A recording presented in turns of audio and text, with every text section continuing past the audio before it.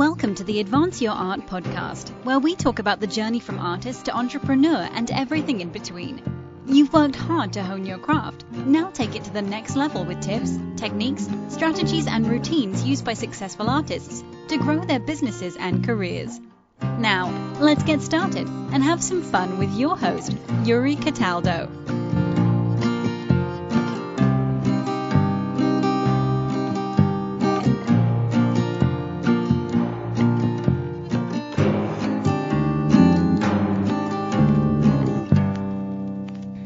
Hello, welcome to another episode of Advance Your Art with Yuri Cataldo. If you're interested in learning how to build a company, make money from your art, or transition to a new career, you've come to the right place. As always, if you liked this episode, please remember to like, share, and subscribe. Today, I'm sitting down with Eduardo, founder of Fearless Communicators. Eduardo, hello. Welcome to the show. How are you? Yuri, I am doing great. It's such an honor to be chatting with you and talk about something that I'm really passionate about, which is multidisciplinary creativity. Wonderful. I love it. So, yes. Yeah. So for my listeners who are less familiar with your company and what you do, how do you describe yourself and what you do? So I call myself a story doula. That is the heart-centered way of talking about what I do. Mm-hmm. And I think in simple English, I'm a public speaking coach, and I work with thought leaders on what they say and how they say it. Mm. And for those who have a background in the theater, I was a professional actor for over 15 years. I also say that I'm a monologue coach for real people. Wonderful. So I just peppered in various ways of kind of dissecting the privilege that I have to show up in service of human beings and their stories. Yeah, that's absolutely wonderful. So is it kind of an interesting side tidbit? I now work for a large corporation, and they invited a company like yours, to work with the CEO to polish his, on-state presence.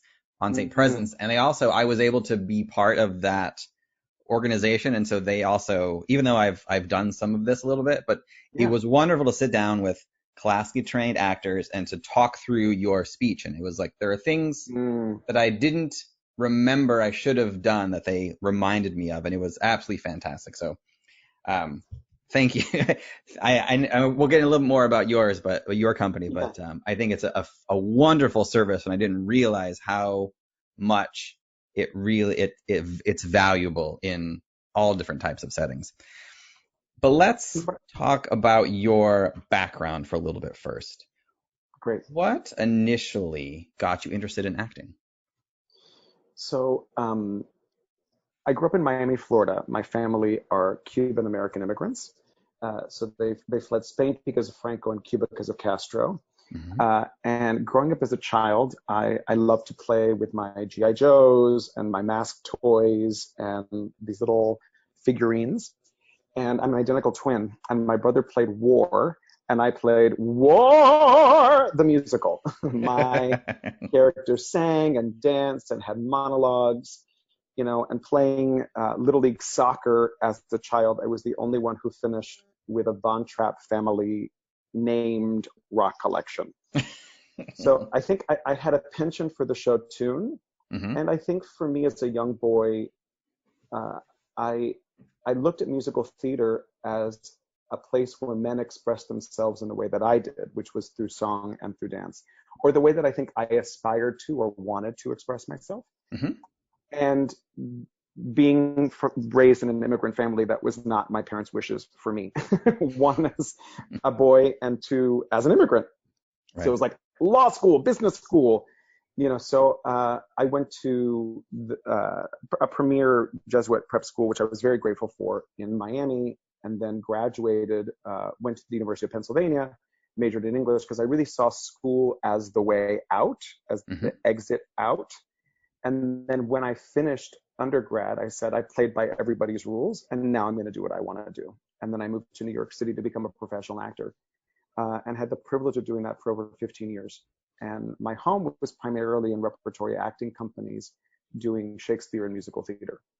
So I'm 5'6". I sing, I act, I dance. I also tumble, which I think is a legacy of totalitarian dictatorships. We flip well and stick the landing. And yeah, so and part of the thing that was really informative was that I trained at one of the top conservatories in the U.S. In La Jolla at UC San Diego, and it's an MFA acting program, and that's where all the grad actors teach acting to undergraduates, and then they also teach public speaking. And what I saw there is that we are taught to speak as an intellectual exercise, but we're not taught to speak as a physical, spiritual, and emotional exercise. And that's what I think is missing. And not to also mention that, for myself as someone who identifies as both queer and also Latinx, the way we teach performance or the way we teach leadership, the way we teach communication, I believe is also patriarchal and colonial.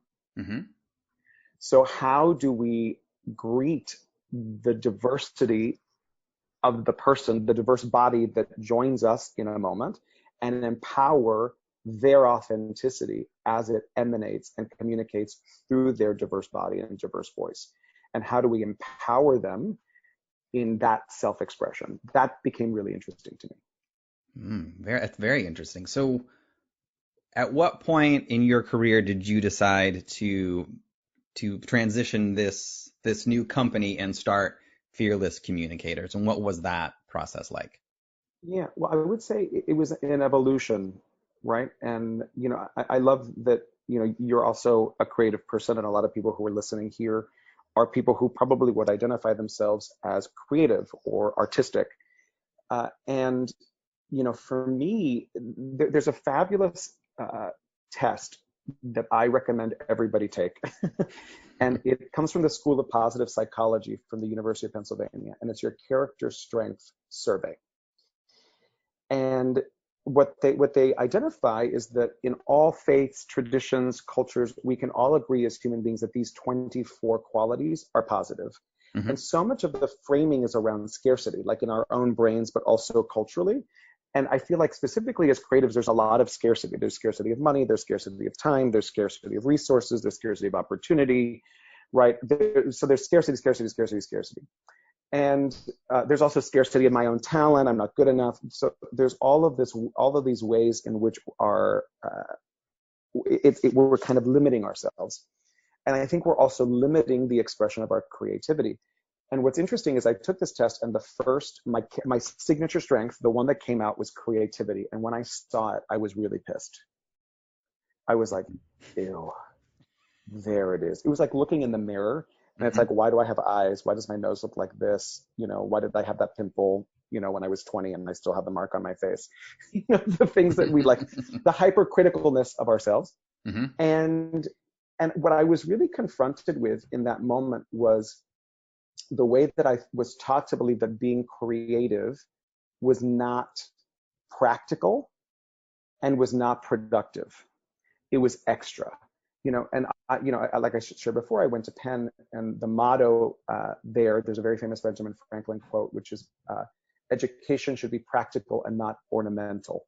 And I saw that my theatrical expression, my creative expression, all of that was ornamental and not really practical. And I was upset for about 20 minutes until I realized, wait a second, creativity, from the verb to create, I'm creating all the time. So I sing, I act, I dance. One of the first things that I did when I graduated from my grad school program was I started a photography business. So I would do headshots. I did children's portraits. I was a wedding photographer. The first wedding I photographed was in Jamaica. The second one was in Colombia, right? So there was all this way in which my creative spirit became a fuel for opportunity. And figuring out what are problems that people have, what are challenges people have, and how can I help them with that? Can I be creative in helping people in some place where they're stopped or challenged? So that was a huge opener for me, because I thought that as an actor, where I felt many fellow actor friends of mine can be trapped, as they see their creativity as only expressed when they have an opportunity to be hired for a contract to do a play in a city, oftentimes other than New York City, for 6 weeks to 8 weeks. Mm-hmm. And hopefully maybe one day they can end up in Cats on Broadway for 30 years, right? And Right. that wasn't my aspiration. That actually is not the expression of my creativity. And I don't want to belittle other people's expressions of creativity. For some people, that's what they want. They want that. They want Phantom of the Opera. They want Phantom of the Opera. They want to be there for 15 years. They want to do their show. They want to do their thing, and that's it. And that's a specific expression of creativity. That's a special skill set that's really valuable, but it's just not mine. Mm. And what happened is that I realized that being an actor was not enough. You know, I did over 35 plays and musicals, and I kept on finding myself on stage doing the shows, thinking, is this really all that I'm called to do in the world? And the answer, no, just got louder and louder and louder and louder. And I started again thinking about that creativity. How could I use this creativity? So I was the actor who would show up to a theater company more as an artistic director than as an actor, you know, in my own mind, you know. So I would, you know, I created a gala event for a theater company that I was working at. I was the MC in cabaret, and you know, we did a cabaret at the house of a board member. And, you know, we had a local band. All of the ensemble members sang original songs. We raised over $20,000 for the theater company. They were like, what the hell did you just do? Just my creativity. You know, I also started thinking about, well, how can we, you know, again, as someone who is, you know, Latino, Spanish is my first language, you know, son of Cuban immigrants, how can we also diversify audiences, you know, in different locations that I'm at? How can we diversify the people who come to the theater? Use me as a resource, put me in schools, take me places, have me speak to students. I really sought those opportunities. And also I got really creative in thinking about, well, you know, when I graduated from my theater program, from my MFA in 2007, I knew that I wanted to generate money in other ways that were not bartending and waitering and cater waitering and all that other stuff, which is normally how a lot of actors kind of bring in money. It's like a side hustle.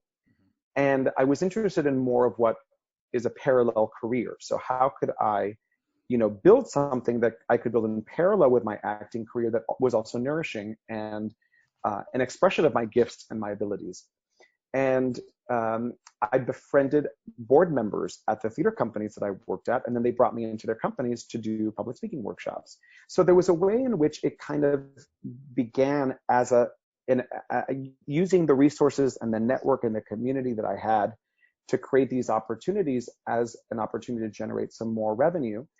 And then I realized that, you know, at that point, I was done. You know, I would show up to these theater companies and I would give them everything that I had, you know, the full expression of my creativity. You know, I would produce, you know, events for, you know, different social causes. I was a teaching artist. You know, I would do the show. You know, I was a teaching artist. You know, I would go on their school visit program. You know, so there was all these ways in which I felt fed, you know, in that expression. But then if they didn't have a job for me in the season, then I was out of a job and back in New York City starting from scratch again. And, you know, it got to the point where I was like, I'm done with that life. That doesn't serve me. And I'm ready to use all of my creativity in an expression of something that I'm building, that I'm committed to creating. And that's when I pivoted. And that was in 2015, where I said, thank you very much to my acting career. That's been really beautiful. And I'm ready to use my energy in other spaces. And that's where I doubled down and focused all my energies on Fearless Communicators. Wow, wonderful. When you started creating Fearless Communicators, and you mentioned a little bit in how you basically you have an entrepreneurial type of expression anyway, and that you spent time with board members and tried new things. But the actual building of this particular company and learning how to run it, how did that process come about? Oh, it is step by step by step by step learning. I think that if you know, and you're someone who's been through this process before, right? I really feel like if you really knew everything that it takes to run a business, you wouldn't start it. You know, because the point is, like, you don't know everything. There's no way to know everything, and the expectation is that you know everything. right? So I would say that I proceeded with a lot of humility.